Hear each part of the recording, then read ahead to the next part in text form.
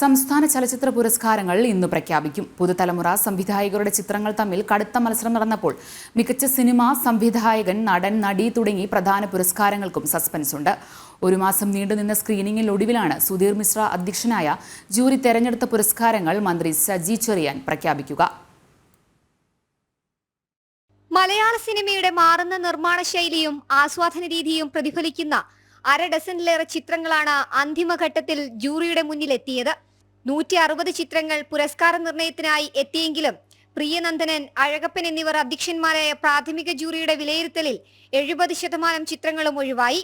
അവസാന റൗണ്ടിലെത്തിയ 40 ചിത്രങ്ങളിൽ നിന്ന് ഏറ്റവും മികച്ച അര ഡസൻ ചിത്രങ്ങളിൽ നിന്നാകും പ്രധാന പുരസ്കാരങ്ങളെല്ലാം ഇന്ന് പ്രഖ്യാപിക്കുക. മികച്ച സിനിമയ്ക്കായി Ullozhukku, Aadujeevitham, Kaathal the core, 2018, everyone is a hero, Kannur squad തുടങ്ങിയ ചിത്രങ്ങളുടെ ഉഗ്രൻ മത്സരമാണ് കണ്ടത്. ഈ ചിത്രങ്ങളിലൂടെ ക്രിസ്റ്റോ ടോമി, ബ്ലസി, ജിയോ ബേബി, ജൂഡ് ആന്റണി ജോസഫ്, റോബി വർഗീസ് രാജ് തുടങ്ങിയവർ മികച്ച സംവിധായകരാകാൻ മത്സരിക്കുന്നുണ്ട്. 84 ആദ്യ സംവിധായകരുടെ ചിത്രങ്ങൾ പുരസ്കാര നിർണയത്തിനെത്തിയത് മലയാള സിനിമയുടെ തലമുറ മാറ്റത്തിന്റെ സൂചന കൂടിയാണ് കാണിക്കുന്നത്. തിയേറ്ററുകളിലോ OTTയിലോ വരാത്ത ചിത്രങ്ങളാണ് ഭൂരിഭാഗവും. ഇതിലേതിനാകും ജൂറിയുടെ അംഗീകാരം കിട്ടുകയെന്നത് കൗതുകം. മികച്ച നടനാകാൻ മമ്മൂട്ടിയും പൃഥ്വിരാജും കുഞ്ചാക്കോ ബോബനും ടൊവിനോയും രംഗത്തുണ്ട്. ഉള്ളൊഴുക്കിലെ മികവിന് പാർവതി തിരുവോത്ത് മികച്ച നടിയാകുമെന്നാണ് സൂചന. ഉർവശിയും സജീവ പരിഗണനയിലാണ്. ജനം, തിരുവനന്തപുരം.